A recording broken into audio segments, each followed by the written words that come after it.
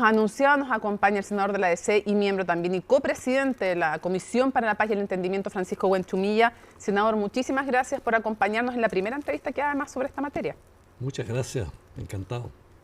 A ver, lo primero quiero preguntarle en términos generales, ¿la recepción a este informe fue mejor o peor que lo que usted esperaba? Fue lo que yo esperaba en realidad. Una cierta recepción, algunas disidencias, pero sobre todo bastante desconocimiento, porque el tema es complejo y es difícil y la mayoría de la gente no había leído el informe. Y no solo la gente, sino que alguien más arriba de la gente. Que aspira... ¿En quién está pensando? Estoy que algunos que quieren conducir el Estado, que nos hablaron sin conocer el informe. Pongámosle nombre y apellido. ¿Quién habló sin conocer el informe? ¿Qué candidaturas presidenciales se refiere? Vi opinar a Evelyn Matei y me dio la impresión de que no había leído el informe. Claro, porque más fue antes de que se entregara, por lo tanto. ¿Y usted dice incluso después de que se entregara encontró que no sabía del informe? No, opinó antes que se entregara. Ya, a eso se refiere. Sí. ¿Y qué le pareció eso? Yo digo que cualquier ciudadano puede opinar muchas cosas, pero cuando alguien aspira a conducir el Estado, yo creo que si se trata de una materia tan importante, tiene una obligación moral e intelectual y política de leer los informes y de interiorizarse bien antes de opinar. ¿Le pareció que no era responsable como lo hizo? Me parece que no corresponde a alguien que quiere ser jefe de Estado. Vamos a volver sobre el tema de las candidaturas presidenciales y su reacción frente al informe de la comisión. En resumen, si tú tuvieras que explicarle al que no está viendo, ¿por qué esto desde su perspectiva sí es un avance hacia una paz en la zona y de qué depende que sea así? Hoy día existe un sistema de reparación mediante tierras que es la ley del año 1993, sí, que tiene más de 30 años. Exactamente. Con ese sistema de la ley, la solución al problema de las tierras demoraría, según los estudios que hicimos, entre 80 y 162 años. Claro. Y cuando se alarga en el tiempo, una solución de esta naturaleza se presta para todo tipo de problemas. La gente deja de creer en las instituciones, piensa que jamás la van a reparar y se producen todos los conflictos que conocemos. Este nuevo sistema permite una aceleración del sistema mediante una serie de mecanismos que hay de reparación, de acumulación de las demandas y de un financiamiento también extraordinario mediante lo que se llama un fondo financiero. ¿Le pone un fin o un borde finalmente a esta demanda? ¿Le pone un límite en el tiempo? Le pone un límite a lo que hoy día existe, a la demanda actualmente existente, le pone un borde. Y bueno, uno nunca sabe los procesos sociales cómo se van a aportar de aquí o 10, 15 años más. Lo que pasa es que aquí el presidente del Partido Republicano, ahí mismo donde usted está ayer, decía que no creía que esto se le pudiera poner un límite como ustedes estaban pensando, porque creía que iba a seguir la violencia y que en este tiempo, porque se puede reevaluar por 6 meses en 4 años más si es que no están bien equilibradas las cosas, estoy simplificando lo que dice la comisión, digamos, me lo leí, pero estoy tratando de resumirlo. Sí. Que en ese plazo iban a seguir las presiones porque se incorporaran más y más personas a estas reparaciones y que no creía que se iba a lograr ponerle un borde o un límite. Qué raro que diga eso porque todas las políticas en todos los organismos públicos y privados están sujetos a una evaluación. Después de un cierto tiempo hay que examinar lo que se ha hecho y ver si todo está bien o si hay algo que corregir.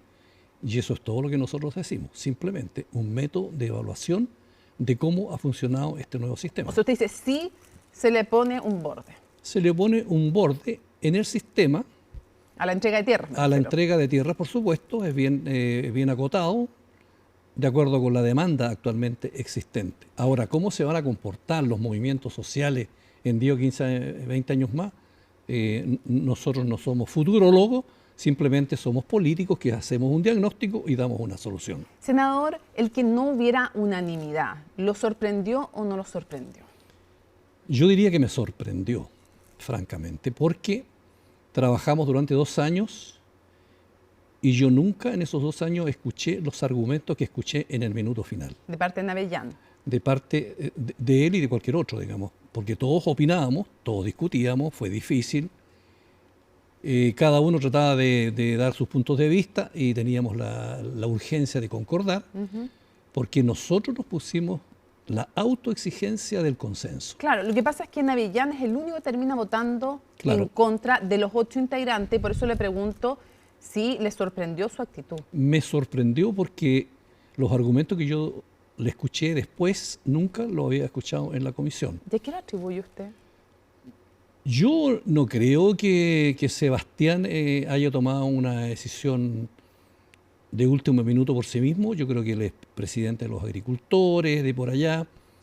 Es una persona joven, inteligente, que está iniciándose en estos trotes y probablemente a lo mejor tuvo algunas presiones, no sé, de ciertos sectores, no sé de qué naturaleza, agrícola o político. Políticos de... Cercano a lo que es, yo entiendo que él es simpatizante del Partido Republicano, según he escuchado, ¿no? Nosotros nunca hemos conversado. ¿Y usted cree que hubo presiones ahí? Pienso yo, porque me pongo a reflexionar cómo pudo haberse cambiado eso en el último minuto. Entonces trato de tener alguna explicación. Ahora, ¿usted lo confrontaron a él? ¿Le dijeron qué pasó? ¿Cómo ahora tiene esta reparo? Sí, fue una miren, nos encontramos ayer fue puesto en La Moneda. No, yo fui particularmente afectuoso y cariñoso con él, porque no me parece a mí uno andar reprochándole una conducta a una persona cuando él en su libertad y por los motivos que haya tenido votó como votó. Okay. Veamos, justamente usted hablaba de republicanos. Bueno, republicanos ha dicho varias cosas, entre otras que tiene un tinte octubrista este informe, esta comisión, e indigenista, y entre otras cosas, para afirmar aquello, dicen que cuando se habla de autogobernanza, de alguna manera se recuerda al autogobierno y a la autonomía en definitiva. ¿Cuál es el borde de ese concepto? Yo creo que hay una ignorancia completa de los republicanos, porque en todos los países modernos donde se ha dado una solución a esto, todos tienen autonomía. En Estados Unidos, en Canadá, en Nueva Zelanda, en Australia. Pero no es un Estado dentro de un Estado. No, en absoluto. Explique qué es autonomía en qué. La autonomía dice relación con los asuntos internos, pero nunca está en juego la soberanía del Estado. No hay una soberanía sobre el territorio, de tal manera que están dentro del Estado chileno y tienen autonomía porque tienen sus propias autoridades ancestrales. Pero se rigen por las leyes chilenas. Se rigen por las leyes chilenas, naturalmente. ¿No están planteando ustedes entonces con esta autogobernanza que ellos puedan tener otra justicia, otras leyes u otras, no sé, el alcalde, no es que van a tener una autoridad que esté por sobre, por ejemplo, el alcalde? No, acá nunca hemos planteado eso, aunque en la legislación internacional, sobre todo en Estados Unidos hay más de 500 tribus. Lo sé, pero ustedes no plantearon eso aquí. No lo planteamos, tienen autonomía en Estados Unidos, pero no tienen autonomía ni soberanía, digamos, como Estado, Estados Unidos. Pensaban también, decía ayer Arturo Esquella aquí, que en el fondo cuando se habla de mayor participación política en el informe, lo que se está pensando, sobre todo dice por parte de quien encargó esto, se está haciendo alusión al presidente, es finalmente lograr los famosos escaños reservados. ¿Ustedes estaban pensando en eso cuando redactaron el informe? Yo creo que nuevamente hay una ignorancia de lo que dice este caballero, porque nosotros... ¿Usted acusa ignorancia republicana? Sí. Nosotros no planteamos escaños reservados. No, él dice, no está planteado en el informe, pero es lo que está detrás. No, nosotros le remitimos eso al legislador. Si el legislador quiere legislar sobre eso, que lo haga. Pero nosotros no planteamos una postura, de tal manera que eso está remitido al legislador. Para que sigamos avanzando, ¿y usted es partidario de los escaños reservados? Sí, yo soy partidario de los escaños reservados, como por ejemplo en Nueva Zelanda. Ya. Pero esto no está... Pero no está colocado en el informe nuestro. Es algo que el Parlamento tendría que resolver. Eso tiene que resolverse por ley, más bien por reforma constitucional, y nosotros dijimos que si hay escaños reservados, lo vea el legislador. Ya, o sea, no se carga la comisión en su acuerdo ni para sí escaños reservados ni para no escaños reservados, sino que concédanle, vean ustedes, como mayor participación Exactamente. política. Si van a haber una participación a nivel nacional, que lo resuelva el legislador. Ya.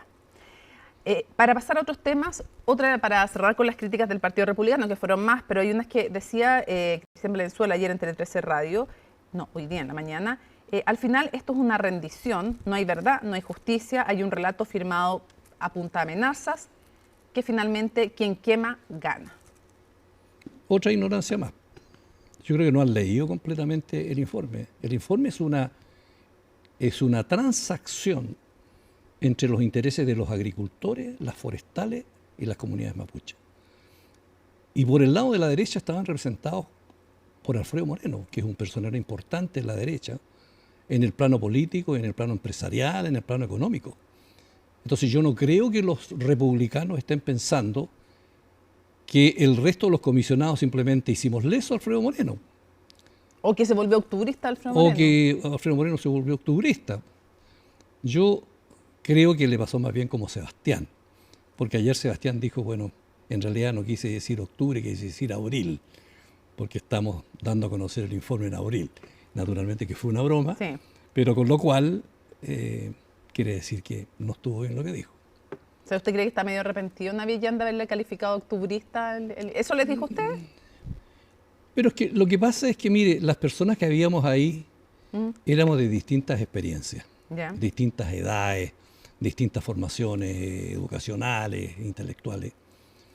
Entonces, nosotros siempre vimos a Sebastián como un joven colaborador, buen carácter, entusiasta, participamos bien. Él se está iniciando en estas lides. Ya, pero ¿usted Y cree por lo que tanto estaba entiendo- arrepentido o no del calificativo octubrista? Probablemente, yo creo que sí. Yo creo que sí, porque nunca nosotros tuvimos un clima en la comisión como para que alguien nos calificara de octubrista. ¿Usted cree que esto va a ser bien recibido por las comunidades? Y hay distintas posturas dentro de las comunidades mapuche. Quiero ir a eso, pero también antes y hacer un paralelo con Héctor Yaitul. Desde la cárcel dice que esta es una farsa, que en Sí. el fondo no han favorecido al pueblo mapuche, sino los intereses empresariales. Es bueno siempre dejar en claro a la opinión pública, porque yo digo, ¿por qué le piden unanimidad y uniformidad al mundo mapuche? ¿Acaso la sociedad chilena tiene unanimidad en todas las cosas? El pueblo mapuche es un pueblo diverso y por lo tanto hay distintas opiniones, distintas maneras de ver los problemas. Entonces a mí no me extraña, al revés me parece natural que hayan sectores que no estén de acuerdo con esto, tengan una mirada distinta. Eso forma parte de lo que son las sociedades humanas, donde no existen las unanimidades, en ninguna sociedad.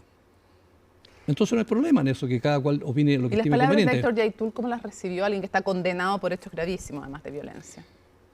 Porque yo creo que él percibe tal vez que su método de lucha, que responde probablemente a muchos dolores sufridos por el pueblo mapuche y probablemente a que muchas puertas se cerraron, en que se dejó de creer en el Estado, en que todos los gobiernos de toda naturaleza nunca dieron una respuesta, probablemente él escogió el método de la violencia y otros escogimos el método político del diálogo, de la conversación, de buscar los acuerdos. No es aceptable el de violencia. Y entonces, bueno, Estaremos de acuerdo, evidentemente. en democracia no es aceptable la violencia, O sea, nunca debiera ser aceptable la violencia. de nunca hecho, debió ser aceptable la violencia, pero tal vez en otro estado, antes que estuviera el estado territorial moderno de hace unos 300 años, los mapuches se alzaron contra el Estado español. Sí, claro, por eso estoy haciendo la precisión. Claro, y le ganaron al Estado español, y el Estado español tuvo que celebrar un tratado de paz.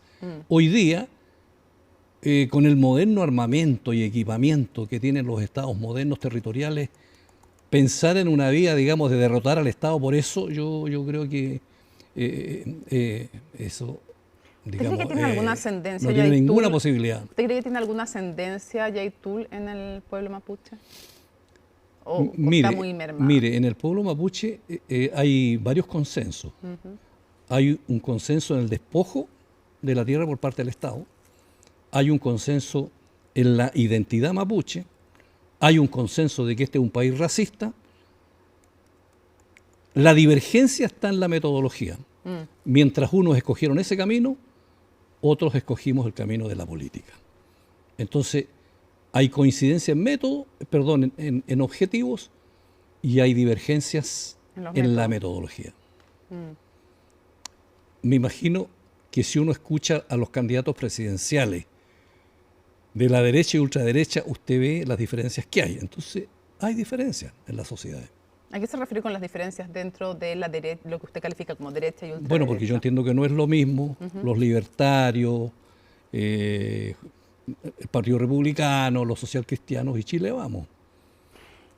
Si Evelyn Matei llega a ser la próxima presidenta, todo esto aparece en la encuesta CEP que se dio a conocer hoy día en el primer lugar de las preferencias. Ya. ¿Usted cree que va a impulsar este camino que ustedes propusieron? ¿Qué esperaría de ella? No sé exactamente si ellos van a impulsar este mismo camino, pero yo estoy cierto de que esos partidos consolidados, que son la derecha tradicional, van a tomar con mucha responsabilidad después que estudien detenidamente y se van a dar cuenta que esta es una posibilidad de salida dentro del método democrático que concilia los intereses de los tres grupos, que están de acuerdo, las forestales, están de acuerdo, los agricultores. Y por lo tanto yo espero que se actúe... ¿Están de acuerdo las comunidades? Eso está en su mayoría. Las comunidades van a estar de acuerdo, pero ahí hay un matiz porque ellas van a ser sometidas a consulta. Si y ahí veremos su opinión. Si este informe es rechazado en la consulta indígena, ¿queda en nada? Yo espero que no sea rechazado la consulta. Entiendo. Porque pero si no, tendrá que estudiarse y dialogarse. O sea, no puede implementarse tal cual si es que es rechazado en la consulta indígena. La consulta indígena es una obligación porque tenemos una ley vigente que es el convenio 169. No es vinculante la consulta, pero naturalmente que genera un hecho político que el gobierno de turno tendrá que evaluarlo oportunamente. Haría inviable, aunque no sea vinculante, que se implementara tal cual si es rechazado. Exactamente. Ok. Un par de cosas, pues se nos va volando el tiempo. ¿Qué le parece, hablando que usted hacía esta diferencia entre Chile Vamos y Republicano? Republicano aquí planteaba ayer su presidente, por lo tanto entiendo es la postura oficial del partido, hay que declarar ni una entrega más de tierra. Yeah. Y estado de sitio, entrar con los militares y con consejos de guerra militares a la zona.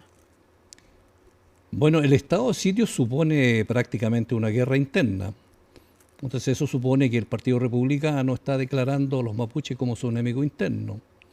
Pero yo pregunto, ¿habrá pensado el señor Esquela si las Fuerzas Armadas están de acuerdo con eso?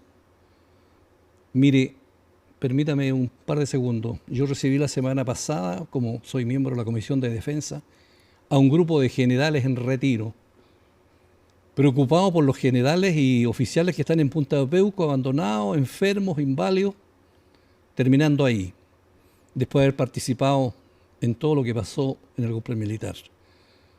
¿Usted cree que ahora las Fuerzas Armadas van a ir al sur, de acuerdo al señor Esquela, a matar mapuche, para terminar en Punta de Peuco, abandonados por la derecha, presos, viejos, enfermos, mientras la derecha hace negocios? No creo que esta vez las Fuerzas Armadas se compren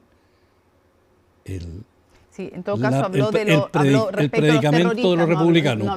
No habló del pueblo mapuche, habló de ir a buscar y a detener y a apresar a los terroristas. No habló del pueblo mapuche, para ser preciso con lo que ella. Aquí están funcionando, está funcionando el Estado de Derecho, las instituciones, la policía, el Estado de Excepción Constitucional, los tribunales, hay gente presa. Ya, o sea, ¿a usted no le parece? Y me gustaría... se está aplicando la ley en Chile. Ya, entiendo el punto que usted hace. Se nos va a acabar el tiempo y quiero preguntar lo que pasa en su partido, pero antes me gustaría preguntarle, él decía, ni una tierra más.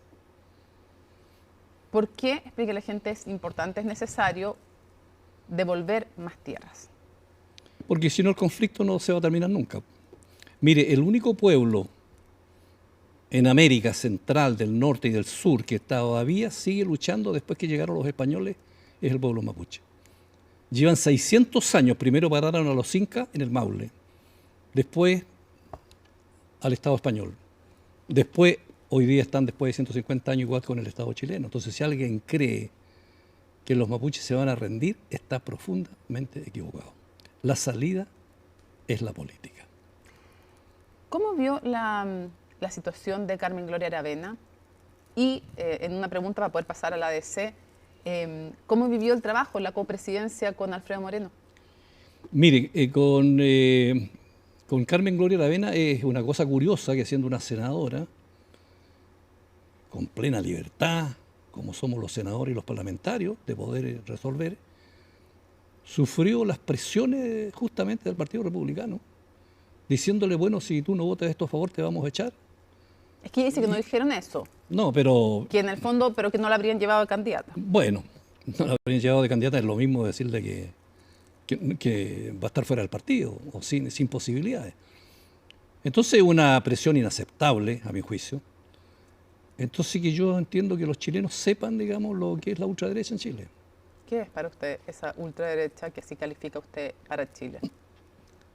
Piensa que la democracia no es el camino que ellos quieren, que ellos quieren el autoritarismo, la imposición por la fuerza, porque lo primero que tú tienes que hacer, si estás en democracia, es respetar el Estado de Derecho. Y no puedes meterte en una comisión que está actuando conforme a la ley para perseguir tus objetivos políticos. Entonces no me parece una actitud democrática, francamente. El haberle dicho a Carmen Gloria Aravena no corresponde con los principios del partido, lo que estás votando, ¿usted le parece que de ahí se deduce que no son democráticos? Perdón, no, aclárame exactamente. Sí, quiero entender por qué usted califica a raíz de eso al Partido Republicano como no democrático. Porque tú no puedes obligar a un militante que vaya contra su conciencia en una responsabilidad que le dio el presidente de la República. Porque fue una nominación con nombre y con apellido. Le dijo, mire señora senadora, quiero que usted forme parte con estos otros 7 para ir a resolver... Entiendo, lo que pasa es que él dice que no la obligaron. Que ir a resolver un problema decidió. De Estado. No la obligaron, pero ella legítimamente podía ser candidata a senadora. Entonces le colocaron una condición inaceptable. ¿Y cómo fue el trabajo con Alfredo Moreno? Bueno, ahí tuvimos una experiencia en Chile de una copresidencia. Sí, pues. Bueno, yo nunca había estado en una cosa así, de dos copresidentes. Fue una suerte de cohabitación, así como en Francia en su momento. Claro. Que la llevamos bien, fíjate. Que es la época en que primer ministro y presidente son de signos políticos distintos, para quienes no lo sepan. Exactamente lo que pasó en Francia. Bueno, creo que nos llevamos bien, pero además creo que tuvimos la suerte, llamémoslo así, de tener una secretaría ejecutiva muy potente. El gobierno colocó ahí a jóvenes profesionales, muy habilosos, muy políticamente correctos, gente, digamos, con todas las condiciones de habilidad, de profesionalismo, de rapidez, de entender el entorno. Ellos ayudaron mucho, digamos, al trabajo y a la convivencia en la comisión, que no estuvo exenta de tensiones, porque yo he participado en numerosas negociaciones, pero tal vez esta es la negociación más compleja y difícil que yo he tenido en mi larga vida política. ¿En algún momento estuvo a punto de quebrarse la comisión o no? Quebrarse no, pero momentos tensos sí tuvimos. ¿Y cuál fue el punto de mayor tensión? Eso forma parte, digamos, No, del sale. secreto Pues esto no es el cónclave, de nuestro funcionamiento. Pero esto no es el cónclave, cuéntenos algo, o sea, el momento más tenso. Es un cónclave. Un casi cónclave. Casi cónclave. Pero acordaron, aparte de la unanimidad, acordaron no contar nada. No, pero ¿cuál fue el momento a su juicio más tenso? Sí, un momento tenso en algún minuto. ¿Cuál? En algún minuto de la historia con mayor calma. ¿Cuál fue el tema? Para saber. Bueno, las diferencias que se... Pero ¿por qué tema de todos los que No me acuerdo el tema específico, pero cuando tú empiezas a discutir y el tono empieza a subir y se empieza a perder la calma, de repente suceden cosas, digamos, de que se pierde la tranquilidad. ¿Habrá sido usted uno de los que discutió en ese momento, no? No, yo jamás pierdo la calma. Ya no nos va a decir nada ni quién fue. No. Ok, ya, pero hubo momentos de alta tensión. Me voy a su partido, la Democracia Cristiana. El Tribunal Supremo dijo, el candidato Alberto Undurraga ya no puede serlo más porque la habilitación era una candidatura para unas primarias. Él dijo, no son las instancias judiciales partidarias, sino que una Junta Nacional que tiene que zanjar este tema. Yo, en resumen, lo que quiero preguntarle es si usted está con la posición de Alberto Undurraga o usted cree, como por ejemplo el senador Flores, que más bien deberían haber apoyado la candidatura de Carolina Toá y hacer una negociación parlamentaria. ¿Cuál es su posición frente a la candidatura de Alberto Undurraga, más allá de él, una candidatura de la ADC y el apoyo no a la candidata ahora del socialismo democrático? Mire, primero que nada quiero decirles que a mí el trabajo en esta comisión me tuvo tan ocupado que yo no he estado siguiendo el día a día, digamos, de lo que pasaba en el partido. Ya, pero tiene opinión Pero, política. sí, pero a mí me parece que en un partido es fundamental que las instituciones funcionen. En segundo lugar, que si hay discusión o problema de esa naturaleza, se converse, se dialogue y se busquen los acuerdos. Nunca es bueno ser precipitado, nunca es bueno dar un espectáculo para afuera, en el sentido de que no hay gobernabilidad, no hay estabilidad y no hay conducción política. Y se ha dado un espectáculo. Y creo yo que en ese sentido no hemos estado del todo de la manera correcta políticamente como yo creo que tiene que estar un partido que sobre todo ha tenido muchas crisis y ha estado muy a la baja, y lo fundamental que tenemos que tener es una buena bancada parlamentaria que nos permita no seguir bajando, y proclamamos a Alberto como candidato presidencial, y bueno, tenemos un problema ahí con las encuestas que no logra remontar. Entonces, claro, eso también influye en que todo el mundo se ponga nervioso, y yo espero que en el curso de los próximos días podamos resolver eso. Tenemos una decisión, sí, de formar parte de la coalición de centro-izquierda, y vamos a tratar de llegar a un acuerdo parlamentario. Y esto no es ninguna novedad, pero yo personalmente también he hablado con Paulina Bodanovich, con otros dirigentes políticos, también con Carolina. Y bueno, vamos a esperar que podamos resolver esto adecuadamente. ¿Me equivoco si usted piensa que lo adecuado es apoyar a Carolina Toá y no llevar una candidatura propia a primera vuelta? Mire, mi aproximación a los temas políticos es que hay que resolver los conflictos y no podemos resolverlos mediante la prensa, sino que los canales institucionales. No, yo sé, pero yo le pregunto su opinión política como alguien que tiene amplia trayectoria en la democracia cristiana. ¿Qué cree usted, más allá de los nombres, que es más adecuado?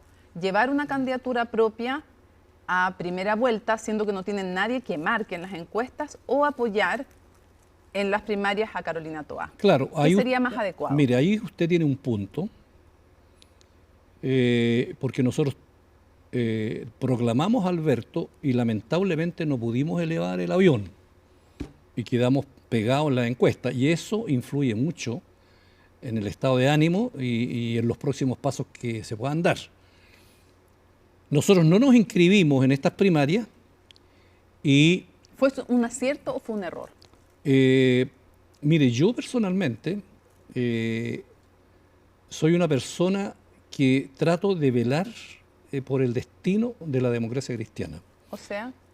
O sea, yo creo que para nosotros era muy complicado meternos jurídica y políticamente en unas primarias de esa naturaleza. ¿Por qué? ¿Porque estaba el PC? Porque podía darse el riesgo de que eventualmente nosotros pudiéramos tener una candidatura que nos afectara profundamente a lo que es la democracia cristiana. Un partido antiguo, con mucha tradición. ¿Eso lo traduzco como que si ganaba el PC eso los afectaba a ustedes? Bueno, esa es la interpretación que dan algunos. ¿Y la que da usted cuando me está diciendo esto? La que doy yo es que yo trato de evitar los riesgos. Por eso, o sea, ¿usted le parecía complejo meterse en esas primarias si es que podía ganar el PC? No lo digo así, lo digo que todas las cosas políticas tienen un riesgo. Ya. Pero ese es el riesgo que está evaluando. Ese es un riesgo, pueden haber otros también. Pero si ganaba Winter, ¿para usted era igual de complicado o no? Pero es que mire, nosotros formamos parte de la nueva mayoría y estuvimos gobernando con el Partido Comunista. Por eso la pregunto. Ese no es el tema. Entonces, ¿cuál es el riesgo? Entonces, bueno, yo debo velar por tener una buena plantilla parlamentaria. Por lo mismo, ¿no sería más lógico apoyar ya a Carolina Toá? Es una posibilidad que tendrá que conversarse en su momento. ¿Es su posibilidad? Sí, tiene que conversarse, definitivamente. Ya, pero la suya, ¿es la mejor? Es que yo creo que no me parece prudente que yo como senador esté pauteando lo que va a discutir la Junta del partido, y mis argumentos, si estoy ahí, los daré a conocer en su momento. En todo caso, yo tengo la mejor opinión de Carolina Toá, creo que es una persona de gran formación política, sumamente preparada, y en consecuencia habrá que analizarlo en su debido momento, con el debido respeto a Alberto, que él se proclamó como candidato y por lo tanto se trata de hacer las cosas bien. ¿Pero se proclamó o lo proclamaron? Sí, el se proclamó. Lo proclamó la Junta del partido. Ya, porque el se proclamó es como que... Sí. Ya, sí. No. Pero en el fondo no es lo mismo para usted la evaluación que hay que hacer si es que la primaria la gana Carolina Toá que si la gana Janet Jara. Hay un matiz de diferencia para usted. con todos los candidatos, cada uno de ellos tiene sus matices. Pero Porque con el que usted se siente más cercano de los 4 con candidato A. Nosotros hubiéramos querido una coalición de centro-izquierda, el socialismo democrático, como dicen, es una coalición más grande. Yo personalmente como senador y como persona no tengo ningún inconveniente en formar gobierno con una coalición amplia, Aunque está el PC. aunque esté el PC, Porque ya lo fueron. porque ya lo fuimos, exactamente. Senador Francisco Buentumilla, quiero agradecerle muchísimo que nos haya acompañado en CNN Prime, en su primera entrevista después de terminar este trabajo de la Comisión para la Paz en la Araucanía. Muy amable, me tomé una pausa después del informe y me quedé calladito. Ahora voy a empezar a hablar. Muchas gracias por habernos acompañado.